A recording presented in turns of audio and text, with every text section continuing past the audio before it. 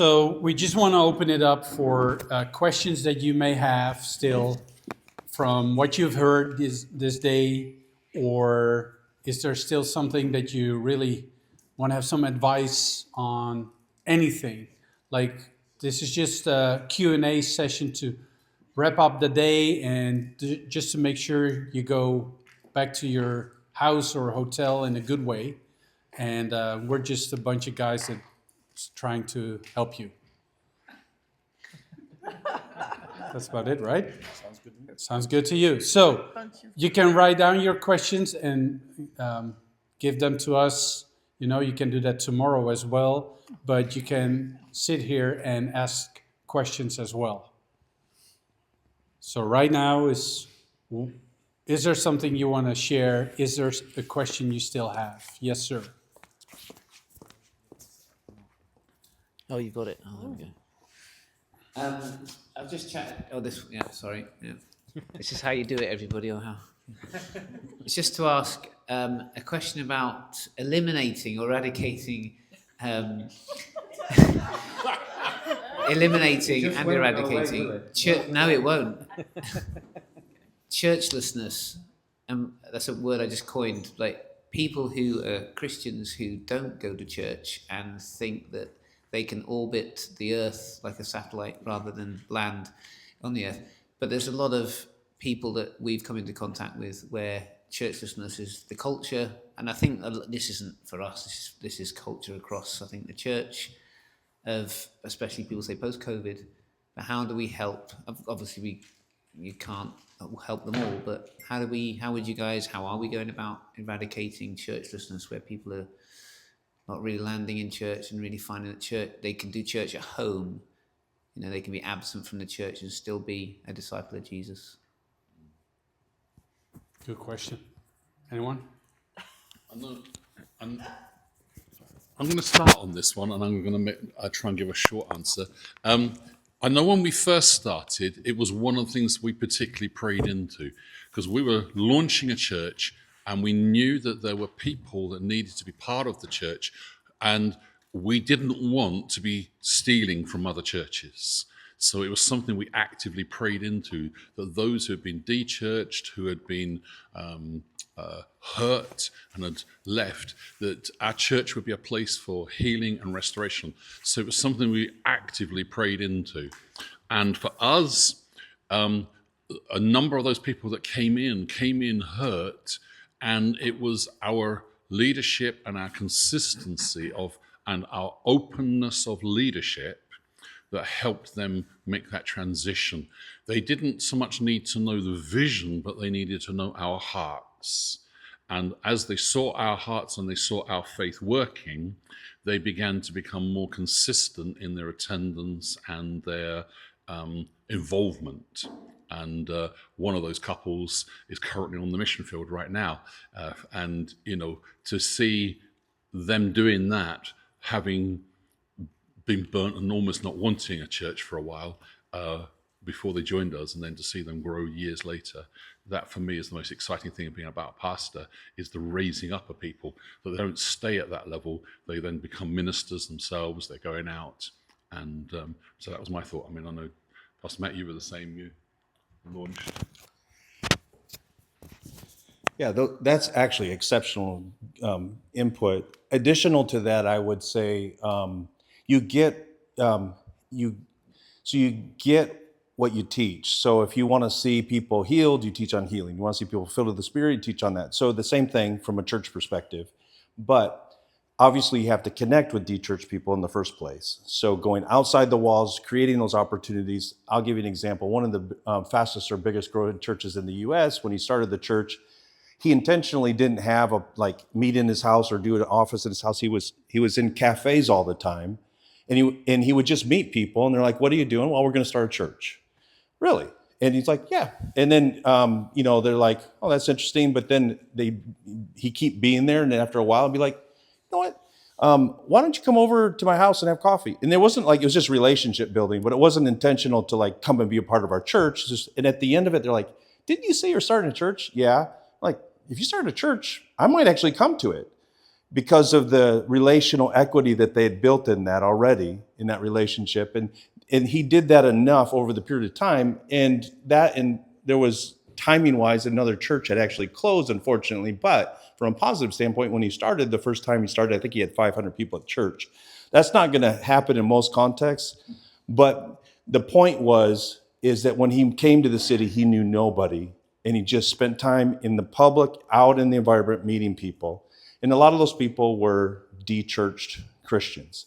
So you can do the same kind of thing. You guys are really good at this with social media. You can do different things that kind of connect with people in different ways. That's a great way to go outside the walls. So there's connecting with them in the first place. Making sure when you connect, you're exposing your heart. Like, for example, you do things with your girls and stuff on social media and stuff like that. That's really good. That's showing your heart, who you are, real people. Getting out in the community, don't stay behind your closed doors. That's important. But then also, as you go, create a system that empowers that de-church connection. So, and culture within everybody that comes.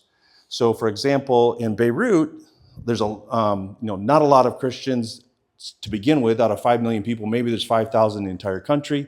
So, as far as born-again Christians, there's more than that, traditional Christians. But so there's a lot of non-churched people that might have an interest. Well, doing our broadcasts, we would get, over the space of 20 broadcasts once a month, we got like 5 million views of those. So there was some connection that way, but we didn't see a lot of people come as a result of that. What we saw is that would be like someone would go to out in public and like, yeah, I'm a part of Go Church. Oh, really? I saw something about that online. So there was a connection point that way. And then they were invited to, we used what we call our foundational ABCs, Alpha, Basics, and Called Together.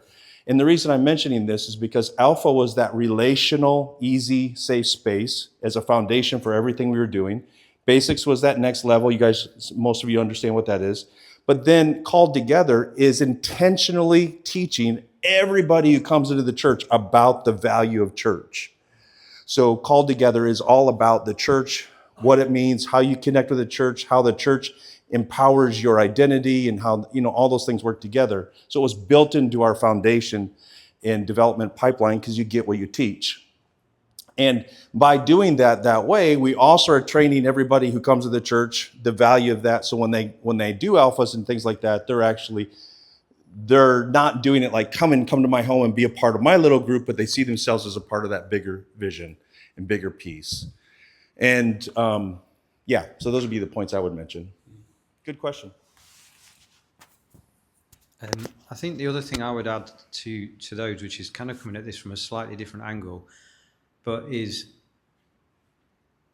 more about whether you get hung up by people who don't stay around or do stay around. Because like Jesus kind of almost actively discouraged people from hanging around him.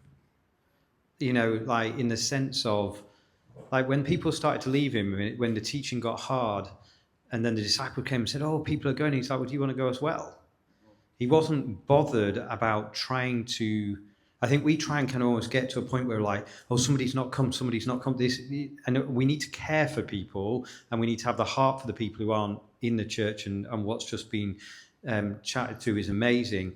But are you staying true to what God has called you to do? Jesus never diverted off his mission, off his vision, despite whether it was a positive crowd or a negative crowd. He just kept going with what he was supposed to do. And so I think being really strong in knowing what you are called to do and doing that, and almost not worrying about whether somebody comes once a month or once every 2 months or every week. Sure, we want everybody to come every week. If we had everybody who's on our church database coming every week, we'd have over 500 adults in here every Sunday. I only have 300 chairs. So that is not happening. Okay? Now, I am concerned about people who aren't here, and it's like they're not here for a few weeks, and it's like, is there something we need to be aware of pastorally? But if people are just opting in and opting out, it's like, do you know what? That's the free will choice they can make. And if I get hung up over whether they're here or not, I'm going to lose a lot of my rest, which I don't need to. So if we stay strong on what we're supposed to do, And the other thing is the crowds came because there was something to go to. Like where we're preaching the word and where there's the life and the ministry and the power of the Holy Spirit happening, people will come. Yeah. It's always attractive. And so I think as long as we keep focused on what we're supposed to do in a way, alongside the praying, alongside the building connections, alongside all the other stuff we're supposed to do as well, but making sure we stay focused on what we're called to do is a really important part of it. Yeah, maybe. I believe that, and I can be very romantic about this, but I believe that people are community sense-based individuals. So I see it with the new generation as well that's coming to Christ through the internet. Is for them, I see already a movement. That's not enough. They gather in small groups with believers and unbelievers at the same time. And I like that because that reminds me of Acts chapter 2, where it started with home churches and so on. And I just want to say that I even see that some youngsters I know, they came to Christ through the internet, then went into this, what you can call small groups. Now they're looking into going to local churches and become a part of that. So I see the natural progression of that. So we need to believe people for that as well. And so that's something I just see happening. And when it comes to existing churches, in the Netherlands, I see many churches who have a church established by home groups. The home groups is just an extension of the Sunday service, which makes sense, but it's just church people. And there's no opening to neighbors, friends, or anything because we want to be church. So I want us to look at the word church as well. What does it actually mean? And is that just for as long as we believers have a good time? Or is church the opening door for unbelievers or seekers to come in? And can they come into home churches as well? So where do we place home churches in all of this? Is it just an extension of the Sunday service, or can it also be an open door for other people to join, and that can be their church as a start? That's good. Very good. Yes, my question is a little bit similar to what my brother has asked. I realize that since we start applying what we are learning here in our church, we saw a growth.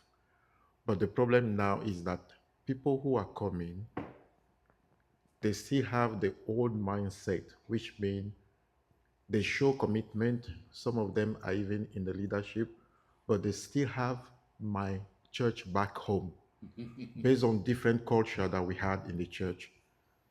And how can we approach that?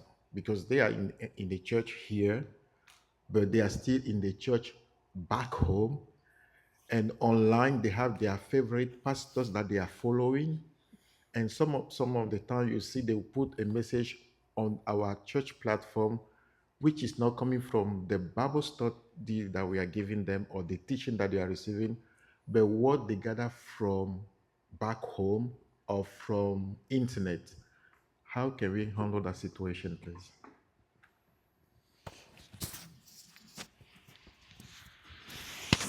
Yeah, I'm pretty familiar with what you're talking about. I'm sure anyone that pastors in the UK would be too, because you have people immigrating in. Sometimes when they immigrate in, they don't say I've now like going to be fully integrated with this church. This is my home church. This is my pastor. And like detach entirely from home. And there's a strength within all of that. That if you see the strength part, it actually maybe will help with how you respond to it. And this can be different from different backgrounds, different cultures, but my experiences have been that, especially Africa, that I'll give you a parallel example to this that might help understand what I'm trying to communicate. Kind of a little case study. In Nigeria, when we started the Bible college, I told them, I said, listen, we're going to have to develop a partner base from here in Nigeria to support this because it cannot be funded from the outside perpetually. And there's tremendous resource in the church body in Nigeria. And so they're like, yeah, but we don't do that here. We give to our churches, and that's kind of it. You know, people give to their churches, and that's it. And Rhema's not a church. Rhema's a Bible college. And so I said, my response to that is you're going to have to develop a partner base here because Rhema will not be able to be funded from the outside, and tuition will never cover the full amount of the expenses, at least not until we get to a certain size. And they're like, yeah, but we don't do that here. And I said to that, you're going to have to develop a... You see where I'm going with that? So then I said to them, I said, no, seriously, it may not have ever happened before, but I said, did you know there was a time in the US when that was not the case? That there were people who received revelation on partnership, and then they did what? They taught that to the body of Christ. Whether it was Oral Roberts or whether it was Kenneth Copeland or others, you know, they started teaching on these things. At a time, nobody did that. So I said, we get to be the pioneers in that. Now go to the Lord and ask for his wisdom on how to see the way to unlock the hearts of people here to become partners with Rhema. And they came back and they're like, the Lord spoke to us. I said, it's amazing how that happens. It's like the Bible is really true. He said, if you lack wisdom, come to him and he will give you wisdom. And the wisdom that God gave our team, who had repeatedly pushed back, you cannot do that here. You're American, you don't understand. I said, look, it's just the reality. We're going to have to do it. So the Lord said, we, in their context, maybe different in others, but in the context I was working, they said, we value family. When someone travels, we all get behind them and we help them go and travel. If someone has a funeral, we all help them. If someone has a wedding, we all help them. We value family. So the Lord spoke to us that we're to start talking about Rhema as a Rhema family. And in talking about Rhema as a Rhema family, we'll start doing it from the time they're applying and students and all that kind of stuff, all through the student time. And then you can help the future family members who come to Rhema by helping to provide either serving is like scholarshiping students, or giving or being a partner. They have over 1,000 people that give. They said exactly the same thing about volunteerism. And that's, you know, in a country where every day you wake up and just try to survive, for many people, that was a really hard thing. How could they give time to serve a Bible college like this? Well, when they saw that it's like a family, when they saw that when they give of their time, they're actually scholarshiping students, making it so the tuition stays low, all of that started to make sense to them. So the keys, it may be something different, a different answer for you. But now you can have in-law families and you can have other, but there's your family, you know, like where are you getting your food from? You know, like you might have cousins that live down the road, but I'm the one paying your tuition. So you know, here's your house. You know what I mean? So, you know, try to figure out, I like what one person said, you know, you may really appreciate what someone teaches and maybe even send offerings to them at some point. This is an American context example.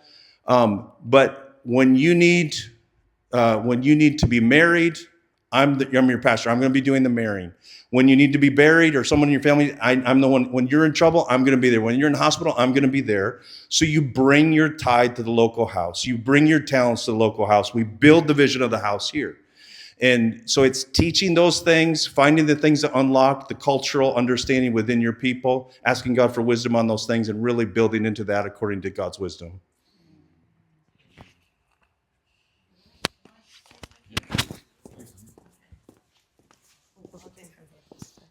Thank you. Yeah, just you're not on the video, sir. Oh, okay. So one of the scriptures that we've used many, many times here is from Ephesians 2, where it says, verse 19, consequently, you are no longer foreigners and strangers, but fellow citizens with God's people and also members of his household. And it goes on to talk about, you know, raising up. And it says, and in him you two are being built together to become a dwelling in which God lives by his Spirit. And it's reminding people, you know, you are here now. You are not a stranger to us. You're not a foreigner. God is building a body here. And when you're here, we are your family. We are here for you. So it's just echoing that new culture. And also we found in the church, you know, because everybody has their cultures and that's great, but when we're together, it's God's culture. So what is God's culture here, and how is the culture of your church? Because that's what they're coming into. So it's all the time reinforcing what your culture is. You have reached the halfway point of the video. We at the Go Church Global team just wanted to say that we are praying and believing that the teachings from this year's Spring Summit will impact your life and ministry in many powerful ways. Further, Go Church is a family of churches, planting churches, working together to reach the world. And we have a vision to see 25 healthy, thriving churches by 2035. If you would like to partner with that vision, whether by joining one of our many team opportunities or by partnering financially, simply scan the QR code on the screen or click the link in the bio, and we would love for you to join with what the Lord is doing through Go Church. Please enjoy the rest of the teachings by David Scholing and team at this year's Spring Summit. Oh, that comes this way. I really want to pick up on that last little bit, because there are some folks, we knew that this was a place that people would come for seasons and then go. That this was a place, partly because of the universities, that people would come and then they would go back to nations, but it also part of the calling that people would be here for a season, whether at the Bible college, the church, and then they would go out. And so some of the pastors here, you know, you launched your church, you independently launched your churches, but you were here for a season and then you went out. And that we weren't sticky with people. We didn't hold them and like, you can't go, you're part of us. And for us, it was like, we've got a privilege. And around something like 1,600 Muslims got saved here in this church. Most of them were only there for 2 or 3, 5 years. A handful of them stayed longer. But part of what we did was put the life of Christ into these guys. Okay, Christ did it. You know, the Holy Spirit does it. But you know what I mean? We invested irrespective of what they were going to do next. And I think when you care for people like that, irrespective of whether they give back, the Lord will give you the people to build the future with. Some people are scaffolding that help a building be established, but they're not permanent. Some people are the bricks and mortar that are supposed to be there for the permanent work of the place. And there's some other people that come as the one, and then they need to get the earlobe go, where they move from being transitory to being permanent. And if you invest yourself in them as if they were the Lord's gift to you for a season, rather than holding on, then something shifts. And I think that's the thing. We must preach vision, but we must care for people. We must create whole people. We must heal them through the preaching, salvation, healing, restored marriages, jobs, provision, all the whole of the gospel, not just one aspect. And that helps them. But getting them to see their future in a different light, that whether they're going or whether they're staying, God's got a plan for your life. You may have come for the sake of money, but the Lord's got a bigger plan, and he got you here just for this reason and the season. One last thing, very specific to one of the thing that you mentioned about the website. It's a, creating systems and communicating about the systems and protecting stuff like that is important. So you might say, hey, I appreciate the fact that you guys get excited about particular messages and you share it on the church website or social media or something like that. Listen, you can do that on your own platform and things anytime you want. But the church, if we just want to let you know, if you do that, we're going to take it down, because we want to. That's a thing just for the church content. So you do need to have boundaries and things like that too. Yeah. I think just a couple of things to add to this and slightly expand it as well. So I think the key thing about always talking about kingdom culture when you're together is really important. It's so easy for people to end up in cliques and to end up in to end up in kind of scenarios where like they're defaulting to their natural tendencies or natural preferences. And actually, we always want to be talking about kingdom culture. It doesn't matter where you're from. Like I came from Sheffield to Manchester. Okay, I haven't come from another country, but I still came with a background. I still came with certain thinking, certain ways of doing things, certain defaults that may or may not have been kingdom. And so the importance of actually always hearing kingdom minded talking, and also for us as the body of Christ, we need to protect, but also we don't need to be threatened. You know, we are one body.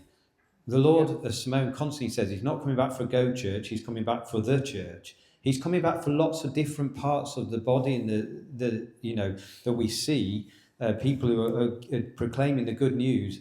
And, you know, Jesus himself said, you know, when people are going, oh, we've seen people casting out demons, should we sell them stop? He's like, no, you know, it's like, keep it going, encouraging. And I think sometimes we get very protective, almost too protective. I mean, I'm not going against what's just been said, because absolutely right about boundaries and taking stuff down and things like that. But sometimes I think we get into our little like territories, and we constantly want to reinforce that. Having grown up in a Church of England, which was an Anglican Baptist church in Sheffield, I really value all of the things. There were things that I learned from that got put in me about faithfulness and consistency and stuff that, I'm sorry, aren't seen in a lot of other parts of the charismatic body. We never missed church. That church was there. People were there every single week. Why? Because that's what we did. That was the culture. You know, and there was a level of consistency. Now, if you went and spoke to them about things like healing, there was a lot of revelation they didn't have. But it doesn't mean they're lesser of a believer, because they had parts that we didn't have, and every part adds to it. And I think, like Paul said, you know, he planted, Apollos watered, but it's the Lord who makes it grow. So when we're talking about kingdom stuff, it's important that we don't lose sight of that. But just to expand it slightly as well, because of kind of like, it doesn't matter whether somebody comes from another country. Like I was saying, I came from Sheffield. So one of the things that's really important is that, and we've just relaunching this here, is that we're trying to get everybody to go through a foundations class. It doesn't matter whether they've been saved for 30 years or they've just got saved last week. We want everybody to go through a foundations class, because then we know that everybody's had the teaching on the fundamental truths of things like being, you know, of being saved, or being in Christ Jesus, of righteousness, of baptism, or, you know, just to name a few things, so that then we've got a chance of enabling us to get everybody on the same page in a way that's non-threatening to people, because we can kind of go, hey, this is what we do. When you come here, we want you to do this course. And that is something we're trying to look, so that we get everybody, no matter where they've come from, sort of aligned to what we believe the Bible is saying. Yeah, I just want to say something about it.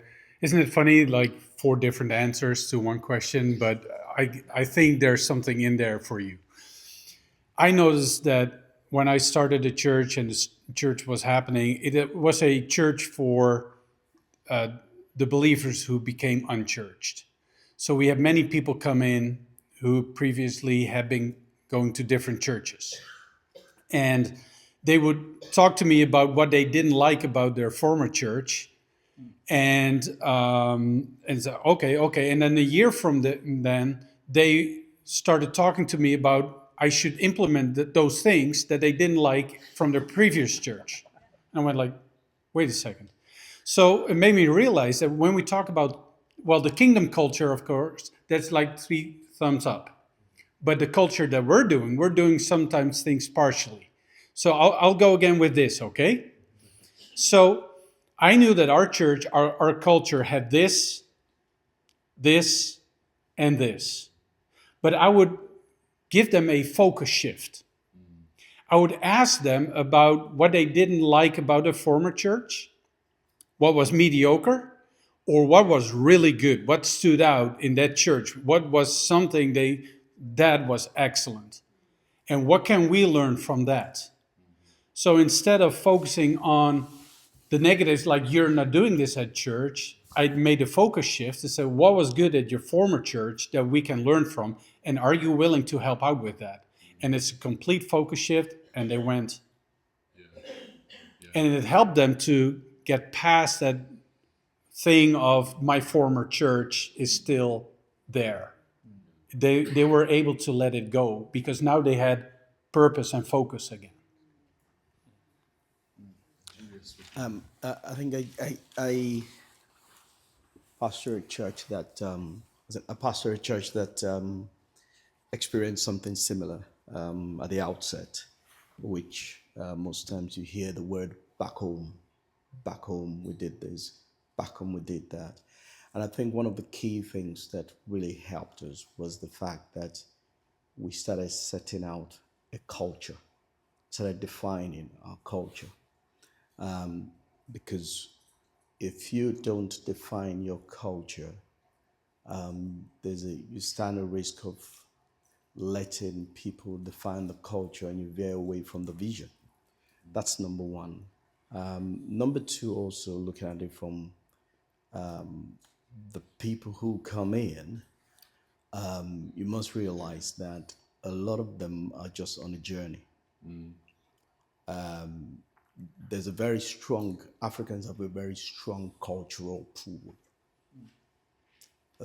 Therefore, detaching a typical African person, I'll give you a typical example of myself. When I came into Manchester, I started praying about the church to be part of. When I knew that it wasn't time yet for me to step out into the ministry God has called me to, right? And of course, it used to be WHBC, so WHBC came up, and as soon as I came in, I stepped in, I was like, wow, okay, that's great. And perhaps, I mean, unbeknown to me, my wife already had a relationship with Pastor Matt and the family back in Nigeria, so without me knowing. And by the time we all came in, it just, fits. But during that time, I had a cultural pull myself. So maybe some Sundays I'll go to an African church just to have my African fix. Until one Sunday, I was in church in one of the African churches, and we were just worshiping. And I heard an audible voice clearly saying to me, "What are you doing here?" And it was in the midst of worship. I picked up my Bible and everything because I exactly knew what the answer was. Picked up my Bible and I drove back into Go Church, and I was here for 7 years until the Lord released us. But what I'm trying to establish here is the strong cultural pull. And how do you get that across? You must understand that they are on the journey. And one of the pictures God gave me those days, or understanding God gave me those days, was there are 5 levels of church attendance, so to speak. I just noted it on my note there. There's what you call their church. That's their church. Therefore, you just visit occasionally and you don't do anything. Then there is another level of Pastor so-and-so church, Pastor Matt's church. I attend Pastor Matt's church, which means that they might come once in a while, but they recognize the church now. They now see the church for what it's worth, but there isn't much commitment to it. They're still filling it out. And then they go to the next level of the church we attend. That means there's a bit of detachment from the old now. They're coming into, they're settling a little bit. And then there is our church, which means, okay, we're settled, but the identification is not there. And then there is my church. Mm-hmm. My church means that you're committed and you have that level of, you're there for the long haul. And I started looking at that from that perspective. And we started, and one of the things I used to say to the guys when we started was, find home, go home, and stay at home. There's a place God has appointed to put his name there for you. So go find home, go home, and stay at home. And you give people that liberty to go in and out and begin to find their settlement. Sometimes many of them will have to go, but sometimes, but at the end of the day, we must trust God. The Bible says, and the Lord added So however we do the leadership training, however we go, all the efforts we put, at the end of the day, the Bible says, and the Lord added to them. So there's that trust in God. Of course, there's need for that governance in terms of what people post and things like that, such that the message is consistent. And, so you'll still have people who will, but at the end of the day will be that. A second thing also that we did to help to manage that was look at people or minister to people's needs. Serve people. If you serve them, people naturally tend towards where they are fed. If you get what I'm saying, they will always follow Jesus, not because they necessarily believe in Jesus. If you notice, most of them didn't, but they went because they were fed. Yeah. They went because they had something to get from it. And out of those many, you still find a few, maybe 70 out of 1,000, who would end up staying as disciples and all that.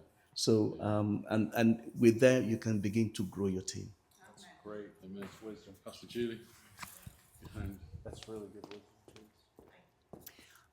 I think too, many times in our churches, just like who was it that put the speckled stick in front of the sheep? What you see is what you're going to get. And I think some of our churches need to have representation. With us as Americans, people automatically know this is not going to be like normal, but like even in the African churches, I think if you get somebody that is of a different culture up in the front, people know, this ain't home no more. So what we put in front of our congregations, I think will get some, I think that will help us. But just even with our children, getting different faces up there so that our children are learning more in different ways, I think is really good. Yeah, and I just add on that. I love the idea, first of all, recognizing people are on a journey. So everybody is in a different place in that journey, within that paradigm. And understanding and sort of identifying that, yes, acknowledging that. Secondly, acknowledging that there are different stages is really important. Then going deeper and asking the question, what helps people transition from one to the next? What are the things you can do to make it easier? One is serving people, helping people. One is seeing, what do people see? Like Jacob, putting that in front of them because people become what they see. They give birth to what they see. So what are the other, so the question that is a really important question that you would have to answer in your own context is, okay, what are the different ways people come into this place, this family, and how can I help them move from one place to another level of commitment, from this level of commitment to the next level of commitment through that. One of the things, if you've ever read The Purpose-Driven Church, that Rick Warren does very, very well is he actually, he labels the community that we live in, identifying here's the target audience of the community, then moving from the community to the congregation, from the congregation to the church, the core, et cetera. There's that process of 5 different levels of commitment. And then asking the question, how do we help people? How do we identify them at this level? How do we help them move from one level to the next? It's a really, really good thing. And I think I'd also come back to, who does the church exist for? It does not actually exist for the Christians who come from other places. We exist for those who don't know Christ. If we go after the lost, people start to find their right place. If we go after the saved, we have a whole pile of stuff to unteach. If we're going after the lost and we're teaching the consistency that brings them freedom, brings them liberty, brings them health, brings them healing, those that have come in from other places, other traditions, whether it's from this country, from another country, is almost irrelevant. They start to see these lives are being touched. This is changing this person. Hang on a minute, I need to reset my thinking from my background, whether that's white, black, African, British, American, whatever, we stop thinking like that. We start seeing the purpose, the kingdom purpose that we exist for. And I think that's one of the things that I loved with Matt and Julia said, give us a year of your life and you'll not be the same. And I think that's that kind of challenge that we put before people is you are going to change. God's got a plan for your life, and our job is to help you walk that plan out, whether it's for a year, 20 years, that's irrelevant. But if we go after the lost, then we start to see us doing the right job. And that's where the discipleship then kicks back in. And that was my... Should we go to another question? Or Taraso's got a whole pile of questions. Last question. Last question. Going to choose from her. So last question. If you still have a question, write it down because we've got a Q&A tomorrow. Yeah, So I've it got won't be them. missed. My question is, how do you get teams together when no one seems to be available?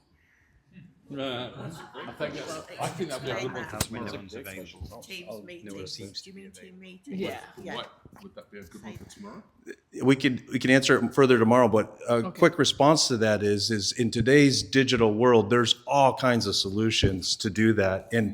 And we have the added complexity where all of our teams are in different countries and figuring out, sometimes it's that means we have to wake up. I was in a meeting that in the US, they had to wake up at 5:30 in the morning to be in because I needed as many people as possible across the different time zones. So bless their hearts, they woke up at 5:30. That's in Central Time, but there's people on the West Coast that are 2 hours earlier than that sometimes get up for some of those same meetings. So but it's possible now in ways that it never was before. And you could do things, there was a situation that came up recently where someone wasn't able to make a meeting, where they can use a tool called Loom or some other tool to video their presentation, send it in, and then we record all our Zoom meetings. So there's ways to interact now like never before. The best is if you can get in person, obviously. That's the highest of the best. But in today's world, creating, adapting in ways where you can leverage all the tools. There's project management software so you can interact in that environment too at different asynchronous ways. There's all kinds of opportunities, but great question, and one maybe someone else even has some solutions to. I think I'd just add to it in terms of try and find out why people are not available. Because somebody says they're not available doesn't mean they're not available. There's often, they may not be available. That could be a very legitimate reason. I'm not saying everyone's just making excuses, but there can be other reasons why behind. And I think if we can dig around and find out what some of those reasons are, I always go back to this because it just always has stuck with me. When we were selling mobile phones, we had to sell insurance for the mobile phones, added us an add-on thing. And we were given the 3-no thing. But it's true in a lot of examples, this. So somebody comes in, they're buying a mobile phone, do you want insurance? 90% of people will automatically say no, even if they do want insurance. That was just, so you're only going to get 1 out of every 10 will say yes on the first go. So you ask the second time, a little bit later, do you want insurance with that?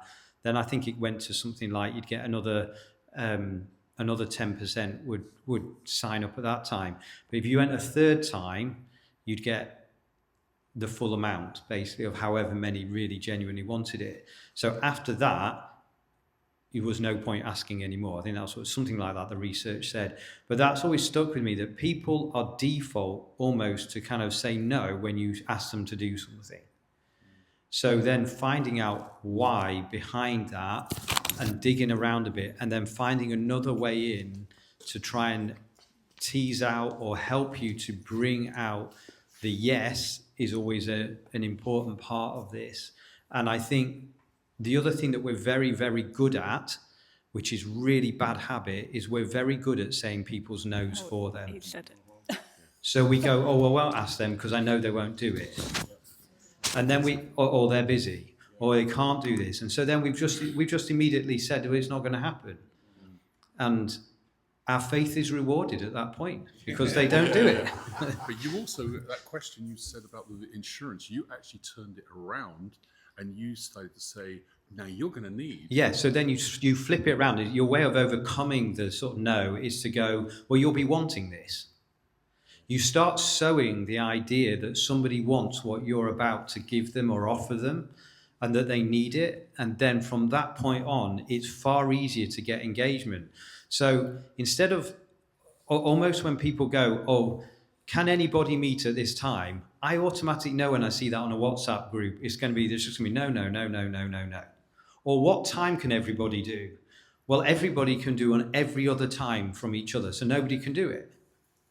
So it is finding a way around that of kind of going, right, so we want to be meeting together. We all want to be meeting together, right? Well, we've already got buy-in then, because everybody goes, yes.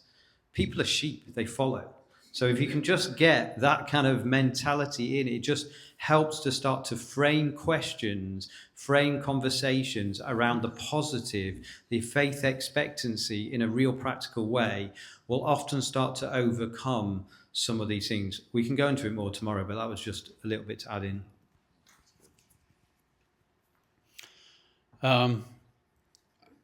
I realize that a lot of people have the mentality, then I have to.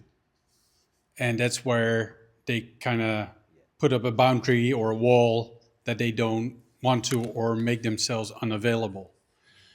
And so I knew I had to switch that one around. And I would just say, would you mind helping me? And you can say yes and no. And I'm completely okay with any one of them. But I do need some help. Because I know that the Holy Spirit and Christ lives in them. So they have something inside of them that says, I got to be of help. But people are reluctant from I have to. But when I express the word, can you help me? When I ask that question, it passes that have to mentality. And many people have said, yeah, I'm willing. So, okay, how much time can you spend? How can we make this work? I'm not sure if that's helpful, but that's how I did it most of the times. You wanted to add to that? Just the last thing. Mark's, well, first of all, you're talking about focus, right? You're helping them have the right focus, going back to earlier lessons. Yeah. And then Mark's point about, WhatsApp and a bunch of times, even in child development, they'd say, don't give children like open-ended questions like, what do you want to do? It's would you like this one or this one? Giving them a really narrow choice, but giving them choice. But then also a really important question kind of goes to some of the things you're talking about a little bit, and that is assessing and onboarding a person at the very beginning is a really important part of the process. So making sure they understand the expectations and the commitments are very clear from the very start. And I have at times helped people who have said, I don't have time, but I really would like you to be involved in this. Let's look at how you spend your time. Would that be okay if I walked you through and kind of coached you a little bit on this, and let's see if you have time? And sometimes I'm like, you're right, man, you don't have any time. In fact, I think you need to stop doing 2 or 3 things. You're doing way too much. And I've literally given people like 2 weeks of 24-hour daily sheets and said, let's just take a couple minutes and just fill it out in the last 2 weeks, everything that you did, you're sleeping, this, and extra, all the different things, and help them kind of then, okay, now, what are you not achieving personally? What are you not achieving relationally? What are you not, all those priority things? And then, okay, let's look at, can you serve in some capacity, which you also want to do, and we want you to do, and where would that fit and how would it work? So you're kind of helping them through that process too. That can be a really important piece. And then in the onboarding process, one of the things we like to do is have a 30-day kind of appraisal of once the commitment is outlined, it's kind of draft form, 30 days later, how did it go? Is there anything we need to change? Once we change it, it's kind of like, it's set, and then move forward from there. I think that's it. I think that's probably it.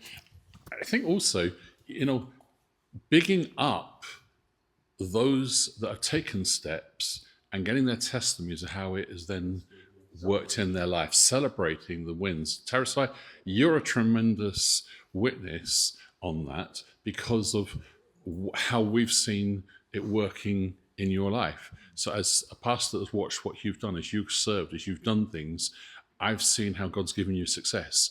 having you testify about that helps others to go, oh, maybe I could do that.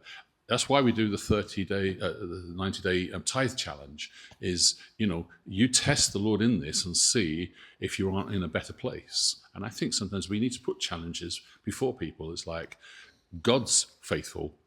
As you serve, something's going to happen. If you give, something's going to happen. And I think we challenge people like that in those kind of ways. If you don't challenge people, they will always look for comfort. Well, that's the thing in the church, isn't it? But it's everywhere, right? So if we give them the proper challenge, they're willing. Awesome. It's been good. Awesome. Thank you, guys. Great job. Thank you. Okay. Well, everybody, I think this has been a really great day, and I know that so much good stuff, and not just head knowledge, but we've worked some stuff through. And I really pray that you've built some relationships with some different people.